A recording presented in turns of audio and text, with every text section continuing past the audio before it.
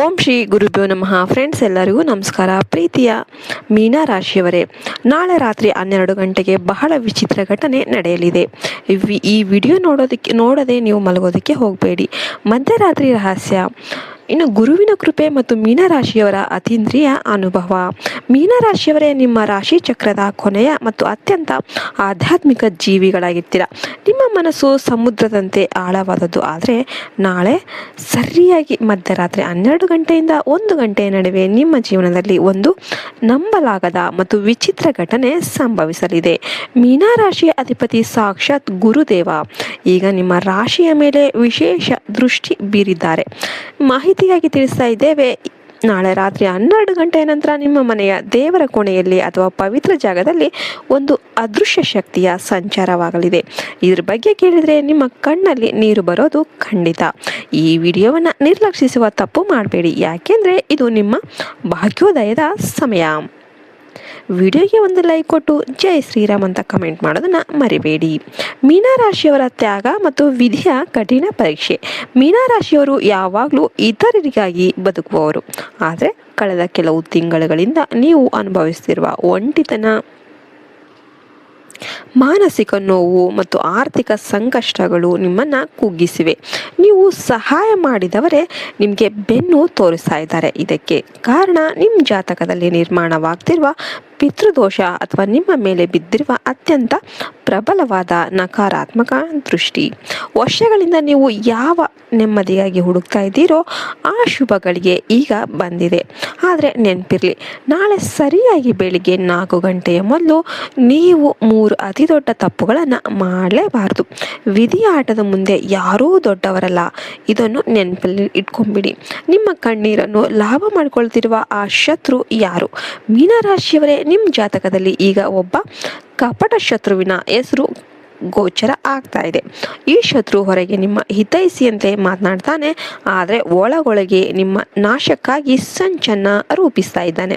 ಈ ವ್ಯಕ್ತಿ ನಿಮ್ಮ ಕುಟುಂಬದ ಆಪ್ತ ವಲಯದಲ್ಲಿ ಅಥವಾ ನೀವು ಅತಿಯಾಗಿ ನಂಬಿದ ಸ್ನೇಹಿತರಲ್ಲೇ ಒಬ್ಬನಾಗಿರ್ತಾನೆ. ಈ ಶತ್ರು ನಿಮ್ಮ ಪ್ರಗತಿಯನ್ನು ಸಹಿಸೋದಕ್ಕೆ ಆಗದೆ ನಿಮ್ಮ ಮೇಲೆ ದೃಷ್ಟಿದೋಷ ಅಥವಾ ಸಣ್ಣ ಮಟ್ಟದ ತಂತ್ರಮಂತ್ರದ ಪ್ರಯೋಗವನ್ನ ಮಾಡಿದ್ದಾನೆ. ಇಂದು ರಾತ್ರಿ ಆ ವ್ಯಕ್ತಿಯ ಅಸಲಿ ಮುಖವಾಡ ಕಳಚುವ ಸುಳಿವು ನಿಮಗೆ ಕನಸಲ್ಲಿ ಅಥವಾ ಘಟನೆಯ ಮೂಲಕ ಸಿಗಲಿದೆ. ಈ ಮಾಹಿತಿಯನ್ನು ನೀವು ಒಬ್ಬರೇ ನೋಡಿ ರಹಸ್ಯಗಳನ್ನು ಕಾಪಾಡಿಕೊಳ್ಳಿ. ನಿಮ್ಮ ಅತಿಯಾದ ಭೋಳೆತನವೇ ಇಂದು ನಿಮಗೆ ಶತ್ರುವಾಗಬಹುದು. ಎಚ್ಚರವಾಗಿರಿ. ಗಂಗಾ ಮಾತೆ ಅಥವಾ ಲಕ್ಷ್ಮೀ ದೇವಿಯ ಆಗಮನ ಮತ್ತು ಮನೆಯಲ್ಲಿರುವ ದೋಷಗಳೇನೇನು?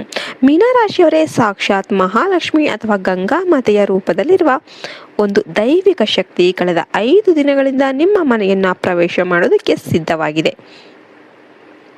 ನಿಮ್ಮ ಕಣ್ಣೀರನ್ನ ಒರೆಸಲು ಬಂದಿರುವ ಈ ಶಕ್ತಿ ನಿಮ್ಮ ಮನೆಯಲ್ಲಿರುವ ಕೆಲವು ವಸ್ತುಗಳನ್ನ ನೋಡಿ ಅತ್ಯಂತ ಅಸಮಾಧಾನಗೊಂಡಿದೆ.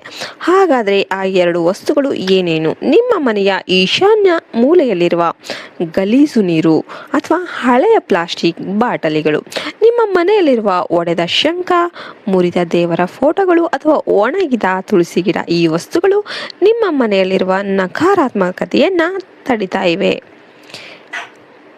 ನಿಮ್ಮ ಮನೆಯಲ್ಲಿ ಸಕಾರಾತ್ಮಕತೆಯನ್ನ ತಡೆದು ನಿಮಗೆ ನಕಾರಾತ್ಮಕತೆಯನ್ನ ಉಂಟು ಮಾಡ್ತಾ ಇವೆ.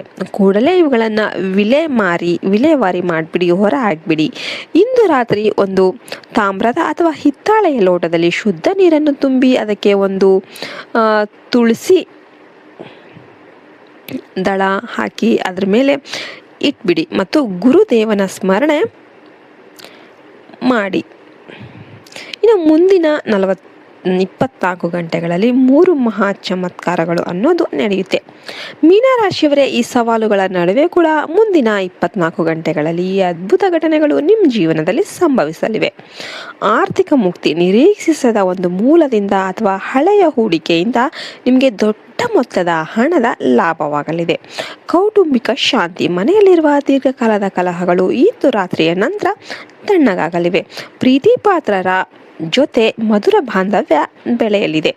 ದೈವಿಕ ದರ್ಶನ. ನಿಮಗೆ ಅನಿರೀಕ್ಷಿತವಾಗಿ ಯಾವುದೋ ಪವಿತ್ರ ಕ್ಷೇತ್ರಕ್ಕೆ ಭೇಟಿ ನೀಡುವ ಅಥವಾ ದೈವಿಕ ಅನುಭವ ಪಡೆಯುವ ಯೋಗವಿದೆ. ಇನ್ನು 5ನೇದಾಗಿ ಬಾಲಾಜಿ ಮತ್ತು ದತ್ತಾತ್ರೇಯ ದೇವರ ರಕ್ಷಣೆ. ನಿಮ್ಮ ಜಾತಕದಲ್ಲಿ ಈಗ ಗಜಕೇಸರಿ ಯೋಗವನ್ನ ಆರಂಭ ಮಾಡಿದೆ. ಸಾಕ್ಷಾತ್ ಸಾಯಿಬಾಬಾ ಅಥವಾ ದತ್ತಾತ್ರೇಯ ಸ್ವಾಮಿ ಮತ್ತು ಹನುಮಂತ ಸ್ವಾಮಿಯು ನಿಮ್ಮ ರಕ್ಷಣೆಗೆ ನಿಂತಿದ್ದಾರೆ. ನಿಮ್ಮ ಶತ್ರುಗಳು ಎಷ್ಟೇ ಪ್ರಯತ್ನ ಮಾಡಿದರೂ ಕೂಡ ನಿಮ್ಮ ಯಶಸ್ಸನ್ನು ತಡೆಯೋದಕ್ಕೆ ಸಾಧ್ಯನೇ ಇಲ್ಲ. ಆದರೆ ನಿಮ್ಮ ಅತಿಯಾದ ಭಾವನಾತ್ಮಕತೆಯನ್ನು ಹತೋಟಿಯಲ್ಲಿಡಿ. ನಾಳೆ ರಾತ್ರಿ ಯಾರಾದರೂ ಹಸಿದ ಪ್ರಾಣಿಗಳಿಗೆ ಅಥವಾ ಹಕ್ಕಿಗೆ ಆಹಾರ ದಾನ ಮಾಡಿ. ಇದು ನಿಮ್ಮ ಗ್ರಹಗತಿಗಳನ್ನು ಬಲಪಡಿಸುತ್ತೆ.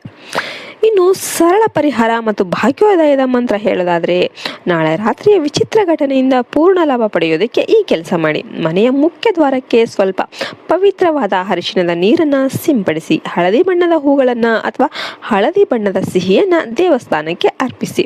ಕಮೆಂಟ್ ಬಾಕ್ಸಲ್ಲಿ ಭಕ್ತಿ ಮತ್ತು ಶ್ರದ್ಧೆಯಿಂದ 5 ಬಾರಿ ಜೈ ಶ್ರೀರಾಮ್ ಅಥವಾ ಓಂ ನಮೋ ನಾರಾಯಣಾಯ ಅಂತ ಬರೀರಿ. ಇನ್ನು ಆನಂದ ಮತ್ತು ಸಮೃದ್ಧಿಯ ಕಾಲ ಅನ್ನೋದು ಆರಂಭ ಆಗ್ತಾ ಇದೆ. ಮೀನರಾಶಿಯವರೇ, ನಿಮ್ಮ ಕಷ್ಟದ ದಿನಗಳು ಈಗ ಕೊನೆಗೊಳ್ತಾ ಇವೆ. ನಿಮ್ಮ ಜೀವನದಲ್ಲಿ ಇಂದಿನಿಂದ ಸುಖ ಮತ್ತು ಸಮೃದ್ಧಿಯ ಹೊಸ ಅಧ್ಯಾಯ ಅನ್ನೋದು ಆರಂಭ ಆಗ್ತಾ ಇದೆ. ಪಾಸಿಟಿವ್ ಆಗಿರಿ ಮತ್ತು ನಿಮ್ಮ ದೈವಿಕ ಶಕ್ತಿಯನ್ನು ನಂಬಿ. ಮೀನರಾಶಿಯವರೇ, ನಿಮ್ಮ ಶತ್ರು ನಿಮ್ಮ ಜೀವನದ ಹಳೆಯ ವ್ಯಕ್ತಿಯೋ ಅಥವಾ ಹೊಸಬರೋ ಎಂದು ತಿಳಿಯಲು ನೀವು ಬಯಸಿದರೆ ಕಮೆಂಟಲ್ಲಿ ನಮಗೆ ಹೇಳಿ, ನಾವು ಆದಷ್ಟು ಟ್ರೈ ಮಾಡ್ತೀವಿ. ಜೈ ಹಿಂದ್, ಜೈ ಭಾರತ್ ಮಾತೆ, ಹರಿ ಓಂ ತತ್ಸತ್, ಸರ್ವೇ ಜನ ಸುಖಿನೋ ಭವಂತು.